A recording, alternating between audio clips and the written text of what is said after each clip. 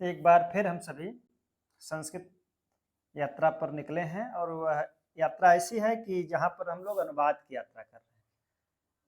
तो उस अनुवाद की यात्रा में 3 यात्राएं लगभग हो चुकी हैं। अगर यह कहा जाए तो हम लोग लट लकार की यात्रा पर निकल चुके थे, लंग लकार की भी यात्रा कर लिए हैं। आज उसी का एक और भाई है जिसका नाम है लिट लकार। आज इसका अनुवाद कैसे बनेगा उसको ध्यान देना है। लेकिन अनुवाद बनाते की प्रक्रिया में आपने देखा था, जो बच्चे जुड़े होंगे उन्होंने देखा होगा, जो रुचि रखते होंगे संस्कृत उन्होंने देखा होगा। क्या चीज? यही देखा है आपने कि सबसे पहले हमको लकार देखना है, फिर पुरुष देखना है और फिर वचन देखना है। यह बात लगभग हर बार किया जाता है, किसका हमेशा ध्यान रखिए। तो लकार की पहचान हो चुकी थी। ता है ती है आने पर लट लकार का प्रयोग करेंगे, ता था ती थी आने पर लंग लकार का प्रयोग करेंगे। अब बात आती है कि लिट लकार का प्रयोग कब किया जाएगा, उसको देखा जाए। चलिए देखिए वो कैसे है, क्या करना है। उसके लिए क्या करेंगे आप, जब भी लिट लकार आएगा तो जो वाक्य का अंत होता है, वाक्य का अंत क्रिया से होता है और वाक्य का अंत जो होगा उस वाक्य के अंत में क्रिया के साथ, क्रिया का मतलब है धातु, क्रिया के साथ गा गी और गे, यही अगर जुड़ा रहेगा तो मान लीजिएगा वो हमको संस्कृत में लिट लकार का प्रयोग करना है। ठीक है, जैसे उदाहरण में देखें, उदाहरण में जैसे कह दिया जाए पढ़ेगा, लिखेगा, खेलेगा, खेलोगे, मतलब क्रिया के साथ गागी गे, जैसे आएगी, जैसे कभी लिखेगी, पढ़ेगी, दौड़ेंगे, दौड़ेंगे।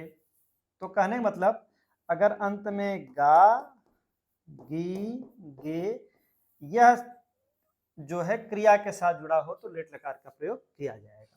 ये तो बात हो गई पहचान की। अब बात आती है तो लिट लकार का रूप क्या होता है। देखिए लिखा गया है, लिट लकार का रूप जो है बिल्कुल वो लट लकार के भाई जैसा है। लट लकार का रूप आप जानते हैं कि पठति पढ़ता पठंत होता है, तो यहाँ पर हम रूप लिख रहे हैं, आप देखते मिलता जुलता है। क्यों यह हम कह रहे हैं कि ये लंग लकार का भाई है, ये सॉरी लट लकार का भाई है। क्यों, देखा जाए लट लकार के भाई में क्यों इसमें कहा जा रहा है। जैसे देखिए पठति, फिर पठतः, फिर पठन्ति, लगभग मिलता जुलता है। देखिए फिर यहाँ पे पठसि, पठथः, पठथ, ये लट लकार का हम पढ़ रहे हैं। पठामि, पठावह और पठामह, ये बिल्कुल है लट लकार का। केवल इससे क्या प्रयोग हो जाता है, क्योंकि जब हम लोग कभी चर्चा करेंगे कि अनुवाद बनते कैसे हैं तो उसकी चर्चा तो हो रही है, लेकिन ये रूप कैसे बने हैं, इनको याद कैसे करेंगे, फिर हम कभी रूप के वीडियो पर आएंगे कि रूप आसानी से कैसे याद करेंगे। देखने पर तो बड़ा कठिन लगता है, जो लोग नहीं रटे हैं उनके लिए बहुत कठिन है, और जो लोग रटे हैं उन लोग को कुछ समझ में आ जाती है बात। तो जान लीजिए जब पठति बनता है तो उसमें बीच में इससे हो जाता है, मतलब पठ और ती के बीच में हमको एक चीज जोड़ देना है, इससे। यही इससे जोड़ देंगे तो लिट लकार का रूप बन जाते हैं। कुछ धातुओं में थोड़ा सा अलग होता है, इसमें अलग होता है वो बात बताया जाएगा। लेकिन अगर पठ धात में हम इससे जोड़ दें तो देखिए ठ पर छुट्टी की मात्रा लग जाएगी, तो क्या बन जाएगा, पठिष्यति। तो ऐसे ही आप पठति मतलब लास्ट का जो ती तहंती है उसको हटाकर बीच में इससे लगाकर जोड़ते जाएंगे तो ये संस्कृत का जो लिट लकार का रूप बन जाएगा। अब हम लोग डायरेक्ट चल रहे हैं अनुवाद पे, देखिए अनुवाद बनता कैसे। चलिए पहचान याद हो गई, वाक्य के अंत में गागेगी आएगा, और उसके साथ साथ कुछ जगह हम प्रयोग करेंगे क्या, प्रश्नवाचक शब्दों का। जैसे प्रश्नवाचक शब्दों की देखिए हमने यहाँ हिंदी लिखा है, ये उसकी संस्कृत है। और इन्हीं का जब आप इंग्लिश वर्जन देखते हैं तो इंग्लिश में ये जानते हैं आप व्हेन हो जाता है, यह वाई हो जाता है, ये व्हाट हो जाएगा, ये हेयर हो जाएगा, ये हाउ हो जाता है।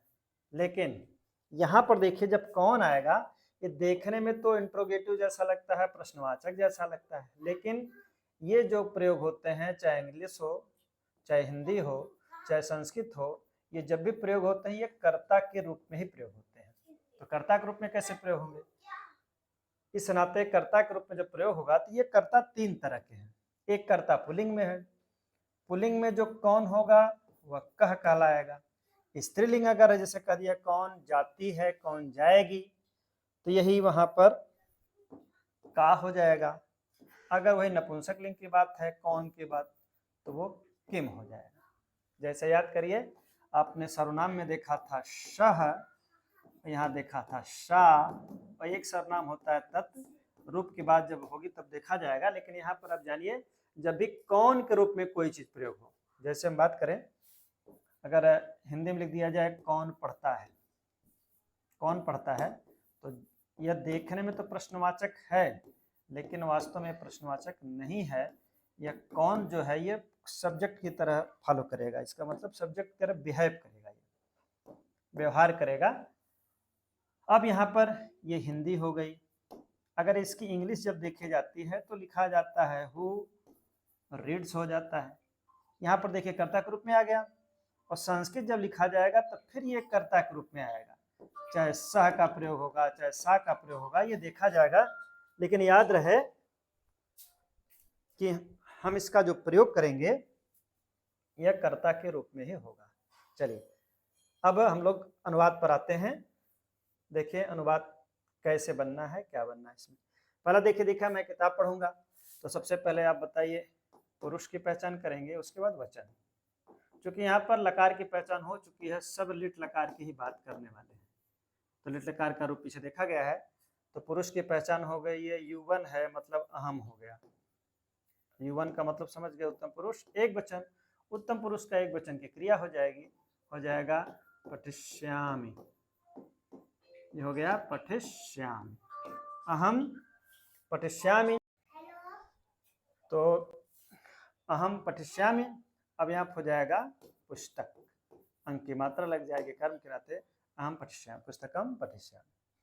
अब देखिए यहाँ पर क्या है, तुम क्या खाओगे। अब यहाँ पर अगर ये इंग्लिश होता तो क्या करते कि सबसे पहले इंग्लिश में हम इसकी इंग्लिश बनाते, तो लिखते व्हाट, उसके बाद फिर सहायक क्रिया लगाते, विल कहते, व्हाट विल यू ईट, ऐसा कुछ हम लिखते। लेकिन संस्कृत में ऐसा कुछ है नहीं। संस्कृत में जो जहाँ है वहीं रखिए, केवल याद रहे पुरुष और वचन ये मैच करना चाहिए। कर्ता का जो पुरुष वचन होगा वही क्रिया का होगा। चलिए तो त्वम हो गया। उसके बाद इसी के अनुसार ये त्वम पहचान गए होंगे, ये यमवन है, मध्यम पुरुष एक वचन। तो मध्यम पुरुष का एक वचन होता है खादिष्यसि, हो गया त्वम खादिष्यसि। अब बीच में क्या है, क्या की संस्कृत देख लीजिए, क्या की संस्कृत अभी देखा गया है। क्या संस्कृत क्या है, किम, तो हम यहाँ लिख देंगे क्या की संस्कृत, क्या की संस्कृत लिखा जाए। अब क्या की संस्कृत किम हो गए, तो जहां पर क्या था वहीं पर हम क्या उतार दें, किम, अनुवाद तैयार। त्वम किम खादिष्यसि। अब देखिए उसके बाद क्या है, बच्चा कब आएगा। तो बच्चा देखिए बताए थे पीछे वीडियो में चर्चा हुई थी, अगर मैं में तीन लोग, मैं, हम दोनों, हम सब, और तुम दोनों, तुम सब, अगर ये 6 लोगों से मुलाकात किसी वाक्य में कर्ता के रूप में नहीं हुई तो वो मध्यम पुरुष का, उत्तम पुरुष का ना होकर सीधे कहाँ चला जाएगा, P1 माने प्रथम पुरुष में। अब P है वो हमको देखना है, ये P का क्या है, मतलब प्रथम पुरुष, और एक वचन है, तो इसकी संस्कृत हो गई शिशु।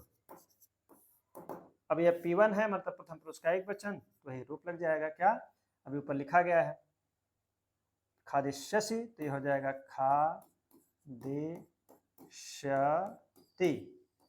प्रश्नवाचक चिन्ह लगा दीजिए। अब कब की संस्कृत कदा होती है, आप लोग आगे पीछे करके देख लीजिएगा, शिशु कदा खादिष्यति।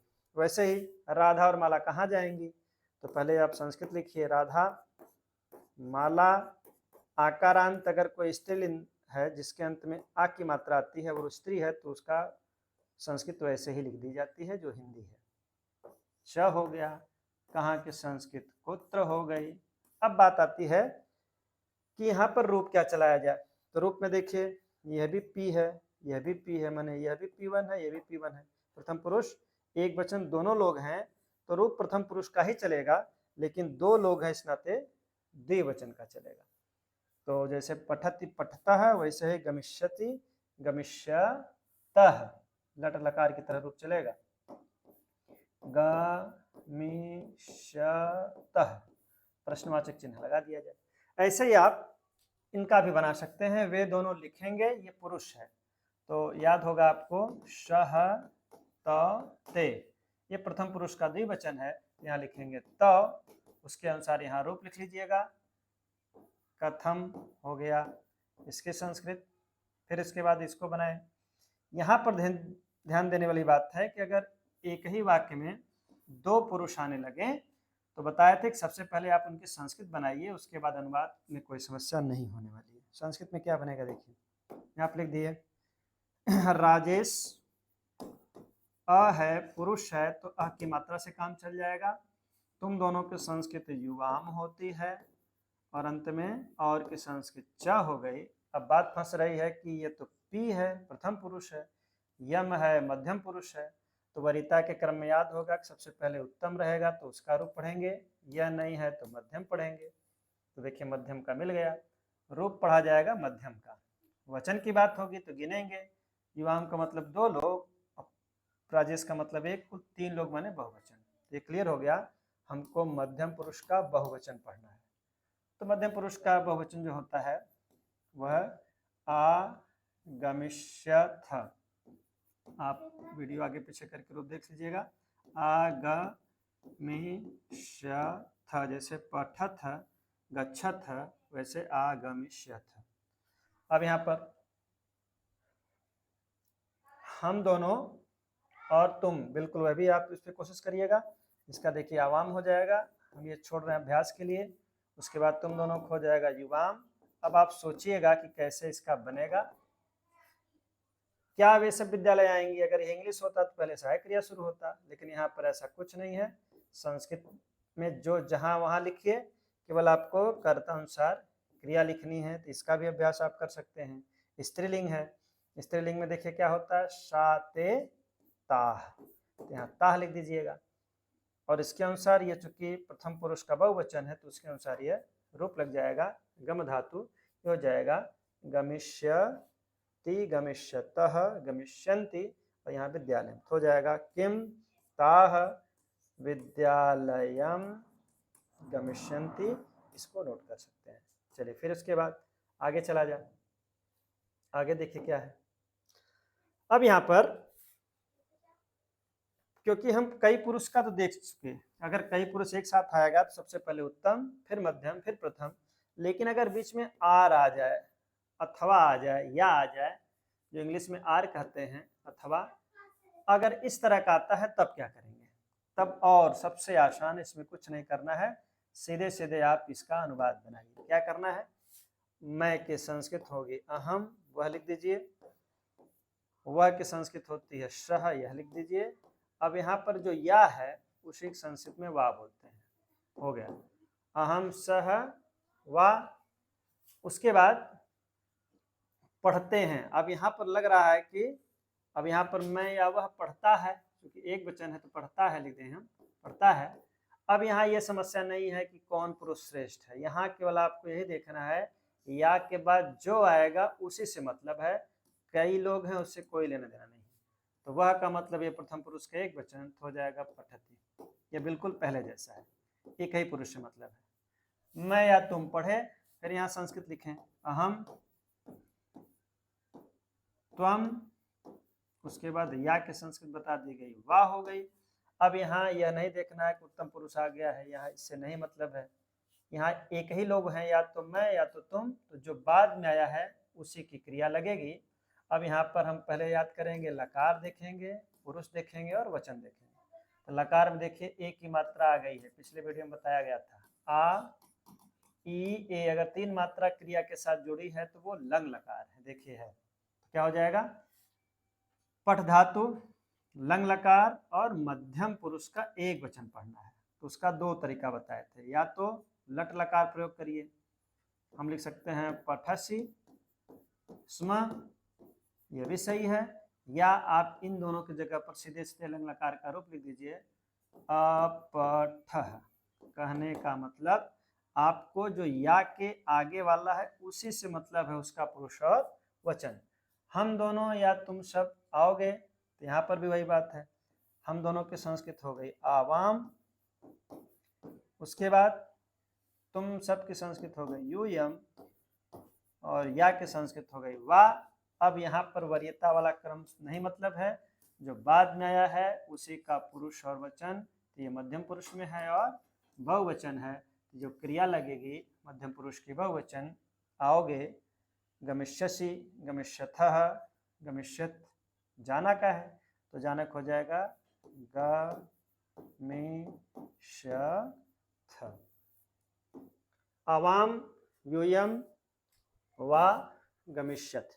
इस प्रकार आप तीनों तरह का अनुवाद पढ़ चुके हैं। एक पुरुष आएगा तब क्या करेंगे, 2 पुरुष मिलकर आएंगे तब क्या करेंगे, और अगर कोई या करके आएगा तब क्या करेंगे। प्रश्नवाचक चिन्ह का प्रयोग आप देख लीजिए कैसे करते हैं। यहाँ पर पहचान हो गई। अनुवाद का जब आप रूप पढ़िए तो रूप में याद रखिए जो लट लकार और लिट लकार हैं ये दोनों सगे भाई हैं। इसमें क्या किया जाता है, यल, बीचों बीच आप यल बना लीजिएगा, जहां जहां से यल गुजरेगा वही वही विसर्ग है। जैसे आपको लंग लकार बताया गया था कि जहां जहां से सेवन गुजरेगा वहां वहां हलंत बताए थे। इस प्रकार आप अनुवाद की प्रक्रिया देख सकते हैं। अनुवाद दोहराते रहिए और संस्कृत का आनंद लीजिए। इसके बाद हम लोग कल से अंग्रेजी और मैथ पर आएंगे, क्योंकि सामान्य अनुवाद की प्रक्रिया हो गई है। 2 लकार इसमें और बचा है, लोट लकार और विधिलिंग। इन दोनों की प्रक्रिया समाप्त करने के बाद दोनों साथ साथ आपको वीडियो मिलती रहेगी। आप इसको शेयर करते रहिए, कमेंट करते रहिए।